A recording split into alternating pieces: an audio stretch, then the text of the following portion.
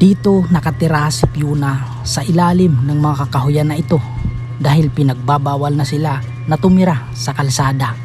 Kaya't dito na lang sila sa kanilang tarima dito sa maliit na kagubatan na ito. Kahit ganito ang kanilang kalagayan ay masaya pa rin sila na may masisilungan kasama ang kanyang mga kaibigan. As of now, dito po tayo ngayon tumutuloy sa aking friend. So kung makikita nyo, sa ilalim siya ng puno kasi medyo presko tumira sa ganitong lugar, lalong-lalo na sa ganitong kainit na panahon, no? So guys, ito, sa ilalim ng puno, meron kaming, ayan yung pintuan. Kung titignan nyo, maliit lang siya sa labas, pero pag pumasok tayo, malaki yan, no? Ito nga, ba? Ayan, medyo malaki-laki rin naman para sa mga katulad namin yung ganitong tarima. Ayan, may kama kami. Ito kasi hindi pa tapos nire-renovate ko yung kwarto ko daw. Ayan. So bakit yung napili yung ganitong tirahan?